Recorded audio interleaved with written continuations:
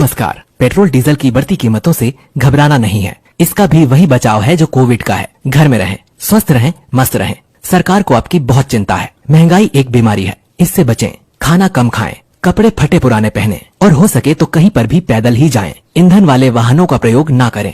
ध्यान रहे, हमें महंगाई से लड़ना है, सरकार से नहीं।